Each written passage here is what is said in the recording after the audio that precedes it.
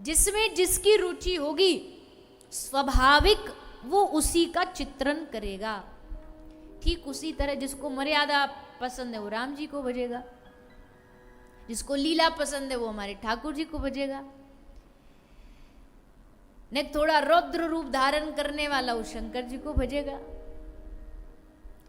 इसमें बड़ा छोटा का भाव रखना ये बड़ा भारी अपराध है। तो इसलिए किसी को भी ये कहना कि तुम इन भगवान को, इन देवताओं को भजने वाले, हम इन ये सब चक्करों में नहीं पड़ना चाहिए। सब तत्व एक ही है। रास्ता कोई कहीं से जाए, जाए सब एक ही जगह, पहुंचेंगे सब एक ही जगह। इसलिए व्यास जी ने इस झगड़े को पहले ही खत्म कर दिया। सत्यम परम धीमहि, सत्य को मानने वाला भागवत जी सत्य को प्रणाम करती है। और फिर आगे लिखा भागवत क्या है, कहा कि श्रीमद् भागवत निगम कल्प तरोर गलितम फलम। ये श्रीमद् भागवत वेदों का फल है। अब वेदों से कभी कभी हम जब भागवत प्रवक्ता बोलते हैं ना, तो बोलते बोलते कह देते हैं जो काम वेद शास्त्र नहीं कर पाए वो भागवत जी ने कर दिखाया। अब कोई कहे जी आपकी भागवत जी वेदों में से ही तो निकली है, उसी के भीतर से निकली, और आप इसको ज़्यादा शक्तिशाली बताते हो। तो देखो भैया, जगह जगह की बात है। जहाँ जौन सी चीज़ की आवश्यकता होती है ना, वहाँ जो काम सुई कर सकती है वो तलवार नहीं कर सकती। कपड़ा को सिलने के लिए सुई ही चाहिए, चाहे तलवार में कितनी भी तेज धार हो, पर सिलेगी तो सुई। घी निकला दूध में, दूध के भीतर से है, पर आप कल को कहने लगो जी हम पूड़ियाँ आज घी में नहीं, हम तो दूध में तलेंगे, तो तल सकते हैं? कहो नहीं नहीं, घी इसी के भीतर तो है, दूध के भीतर ही तो है घी भी, हम तो इसी में पूड़ियाँ तलेंगे। नहीं तल सकते। घी का काम घी करेगा, दूध का काम दूध करेगा। भले घी दूध में से निकला है, पर जो काम घी कर सकता वो दूध नहीं कर सकता। वेदों से ही भागवत जी प्रकट हुई, अलग नहीं है, वेदों से ही प्रकट हुई है। पर जो काम जहाँ भागवत जी कर सकती है वो काम कोई और नहीं कर सकता। इसलिए श्री व्यास जी महाराज ने भागवत की तुलना की किससे? उस पके हुए फल से जिसको कहा पिबत भागवतम रसमालयम मुहुरहो रसिका भुवि भावुका। भागवत क्या है? भागवत रस है। और रस कैसे पिया जाता है? जूस कैसे पिया जाता है? अब एक तो यह है कि डॉक्टर ने कहा पीना पड़ेगा, तो डाला गिलास में, और मजबूरी में रस नहीं है कोई, और नाक बंद करके वह एक बार में गट-गट पी गए, तो उससे ताकत तो आ जाएगी, पर जूस पीने का रस नहीं आएगा। रस पीना है, जूस का आनंद लेना, उसका रस का आनंद लेना, तो कैसे पीना? घूंट घूंट करके पीना, एक एक घूंट पिया, फिर उसमें टेस्ट जीभ से पता लगाना कि कौन कौन से फल मिले हुए हैं। अच्छा आम भी है, अच्छा अमरूद भी है, सबरे जूस इसमें सारे फल मिले हुए हैं, एक एक घूंट करके पीना। तो भागवत जी भी क्या है? एक साथ पी करके आपको लगे कि हम तो अब 7 दिन की कथा सुनियो वह हो गए पार। कोई जल्दबाजी नहीं है, धीरे धीरे धीरे धीरे पीते रहो। एक बार कथा सुनी, रस आया, आहा बड़ा रस आया, दूसरी बार सुनोगे तो पहली वाली से ज्यादा रस आएगा। अगर ये रस बढ़ रहा हो ना हर बार, तो ही समझना कि सही दिशा में जा रहे हो। अगर भागवत सुन सुन के लग रहा नहीं नहीं अब तो रस आता नहीं कथा में, तो इसका मतलब गलत तरीके से कथा सुन रहे हो, क्योंकि यहाँ रस बढ़ता है, घटता नहीं है। ये रसगुल्ले वाला रस नहीं कि एक खाया, दूसरा खाया तो कम, तीसरा खाया और रस कम, चौथा खाया और रस कम। यहाँ उल्टा है। यहाँ जितना भगवान की कथा से हम जुड़ते हैं उतना रस चढ़ता है, नशा चढ़ता है। और महापुरुष कहते भैया देखो दुनिया में कितने कितने शौक होते हैं लोगों को। किसी को ताश खेलने का शौक, किसी को जुआ खेलने का शौक, किसी को शराब पीने का शौक, किसी को वो फाड़ी पन्नी और डाला मुंह में, और ऐसा डाला नाम भी पूछो ना तो नाम भी नहीं बता सके, क्योंकि बताए तो सबरा माल बाहर आ जाए। वो मुंह बंद करके ऐसे करते रहेंगे।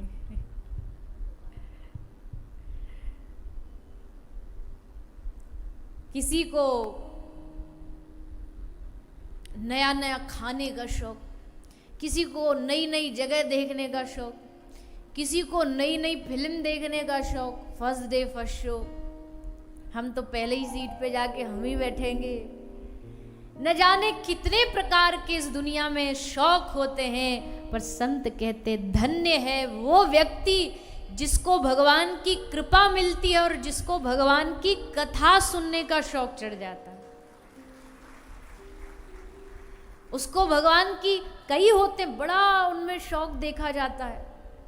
जहां उनको पता लग जाए ना हमारे शहर में कथा रही, आहा महाराज नाचने लग जाते हैं। अब तो हमारे शहर में 7 दिन आनंद में बीतेंगे, भगवान की कथा का आनंद लेंगे। धन्य है वो जिनको भगवान की कथा का शौक लगता है, कथा का नशा लगता, कथा का रस चढ़ता।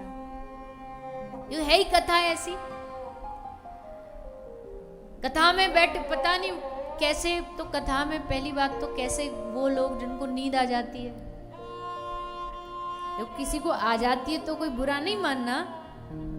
अब ये तो स्वाभाविक शरीर है, आ भी जाए तो भी पड़ोस वाले कुछ उसको आंख ऐसे देखना नहीं, ये सोचना बेचारा बड़ा थका आ रहा है, सो गया, चलो सो जा भैया। पर जिस दिन कथा का नशा चढ़ेगा ना, उस दिन में तो छोड़ो, भगवान की कथा न दिन में सोने देगी न रात में सोने देगी। मीरा कहती है सखी मेरी नींद नशानी हो, पिया को पंथ निहारत सगरी रैन बिहानी हो। पूरी रात निकल जाती है पिए का पंथ निहारते निहारते। अब गिरधर आए, अब गिरधर आए, अब नहीं आए, आहट हुई पत्ता हिला, गोपी एकदम जग जाती, श्याम सुंदर आ गए। नींद तो लगती नहीं। गोपी कहती आज हमको सपने में श्याम सुंदर दिखे, मटकी फोड़ के दही लेकर के चले गए। कोई गोपी कुछ कह रही, कोई कुछ कह रही। आज सपने में ऐसे देखे, सबने राधा रानी को देखा। राधा रानी से पूछा हे स्वामी जी हम तो सब तो बता रहे हैं अपना अनुभव, आप भी बताओ ना, आपको सपने में क्या दिखे ठाकुर जी, क्या करते देखे? तो श्री राधा रानी की आंख में आंसू आ गए। श्री राधा रानी ने गोपियों का धन्य हो तुम सब गोपियों, मैं तुमको प्रणाम करती हूँ, कम से कम तुमको रात्रि को नींद तो आ जाती है। मैं सपना तो छोड़ो, जिस दिन से श्याम सुंदर गए मेरी नींद को अपने संग ले गए। बैरन नींद भी चली गई तो सपना काहे का? तो भैया जब भगवान, जब ये अब देखो ये तुलना तो ज्यादा ठीक नहीं, पर संसार का एक छोटा सा नशा जिसको लत लग जाए ना उसे सोने नहीं देता।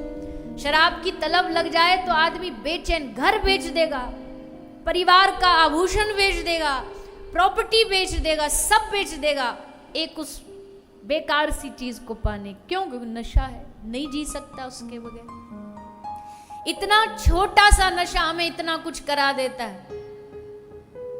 सोचो जिस दिन हमको भगवान के नाम का रस चढ़ा, जिस दिन भगवान के नाम का नशा चढ़ा, उस दिन फिर दुनिया की कोई ताकत नहीं है जो इस नशे को तार सके। अब तो मीरा की पीरा तब ही मिटेगी जो वैद सवरिया होए। एरी मैं तो प्रेम दीवानी, मेरो दर्द न जाने कोई। ये जो रोग है ना, इसका इलाज दुनिया वाले नहीं कर सकते भैया, बड़ा खतरनाक रोग है। सब रोगों का इलाज है, कोरोना का इलाज है, सारे वायरसों का एंटीडोज है, लेकिन भगवान की भक्ति का रोग जिसको लग जाए ना, ये सबसे खतरनाक वायरस है।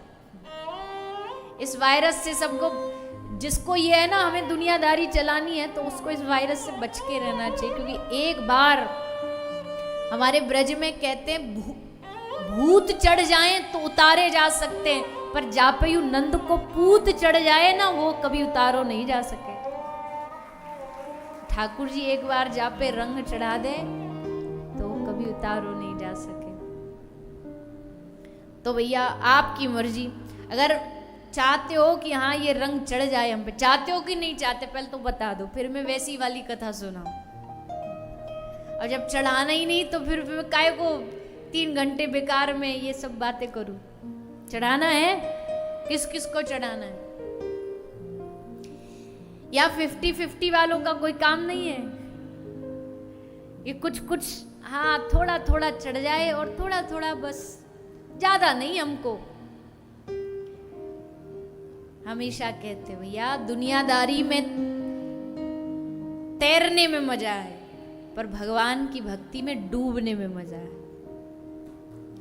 यहां डूब के पार उतरा जाता है, यहाँ तैर के कोई पार नहीं उतर सकता। आज तक कोई नहीं उतरा तैर के, तैरने वाला यहाँ पार नहीं उतरता, यहाँ डूबने वाला पार उतरता है। इसलिए अगर डूबना चाहते हो तो ही इस भगवान की कथा में आना। गोपी कहती है जितना खतरनाक है टेढ़ी टांग वाला ना, उसकी कथा उससे ज्यादा खतरनाक है। गोपी कहती है ये तुम्हारी कथा करने वाले ये बड़े चालाक होते हैं, चारों तरफ झोला लेके गली बाजार मोहल्ले में आवाज लगाते हैं कृष्ण रस भाविता मती, कृष्ण रस भाविता मती। किसी को कृष्ण रस से डूबी हुई बुद्धि चाहिए तो ले लो ले लो ले लो। आदमी कहता जी कैसे मिलेगी? बोलता आओ कथा में आओ, कथा सुनो।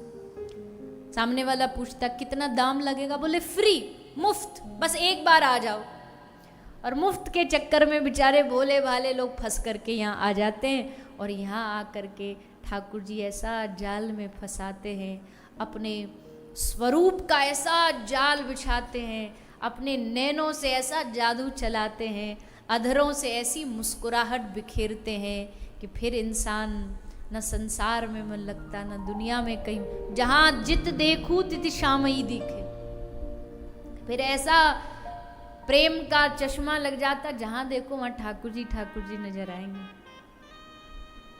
ये रस चाहिए तो ही यहां आओ, अपने रिस्क पे आओ, अपनी जिम्मेदारी पे आओ। तो पिबत भागवतम रसमालयम मुहुरहो रसिका भुवि भावुका। ये ठाकुर जी की कथा हमारे हृदय में रस भरने वाली है। आगे भगवान नर नारायण को प्रणाम किया गया। भगवान के 24 अवतारों की चरित्र सुना रहे हैं सूत जी महाराज। फिर श्री सुखदेव जी का आगमन कैसे हुआ। सुखदेव जी पहली बार अमरनाथ में भगवान भोलेनाथ के मुख से कथा सुनते हैं। शुक बन करके वट वृक्ष के ऊपर बैठ के कथा सुनी। उससे पूर्व शंकर जी से कथा सुनने से पहले भी सुखदेव जी ने राधा रानी के मुख से कथा सुनी गोलोक में। ब्रह्म वैवर्त पुराण में कथा आती है कि भागवत जी की पहली प्रवक्ता ही राधा रानी है। सुखदेव जी को पहली बार कथा राधा रानी ने सुनाई है। अपने हाथ पर बिठा के इस तोते को, शुक को, श्री राधा रानी ने भागवत जी के 18,000 श्लोक कान में पिलाए हैं। तो पहली बार राधा रानी के मुख से, दूसरी बार शंकर जी के मुख से, और तीसरी बार अपने पिता व्यास जी के मुख से। तो व्यास जी के पास आए कैसे सुखदेव जी? तो सूत जी कथा सुनाते हैं कि व्यास जी ने अपने शिष्यों को कहा जंगल में जाओ और जहाँ सुखदेव बैठा हो वहाँ जाके भागवत जी के श्लोकों का गान करो, ताकि सुखदेव सब छोड़ छाड़ के आ जाए इस भागवत जी की तरफ खिंचा। और वही हुआ। शिष्यों ने जा करके जंगल में भागवत जी के 2 श्लोक सुनाए। पहला श्लोक था जिसमें ठाकुर जी के स्वरूप का वर्णन था, दूसरा श्लोक था जिसमें भगवान के स्वभाव का वर्णन था। और ये 2 ही चीज होती हैं जिससे व्यक्ति को प्यार होता है। प्रेम करने के लिए पहली चीज तो दिखता कैसा, और दूसरा उनका व्यवहार कैसा है। तो दिखता कैसा है? बोले वरहा पीड़म नटवर वपुः कर्णयो कर्णिकारम विप्रदवासः कनक कपिशम वैजयंतीम च मालाम रंधान वेणु रधर सुधया पूरयन गोप वृंदई वृंदारण्यम स्वपद रमनम प्रावश्यत गीत कीर्ति। कैसा स्वरूप है ठाकुर जी का?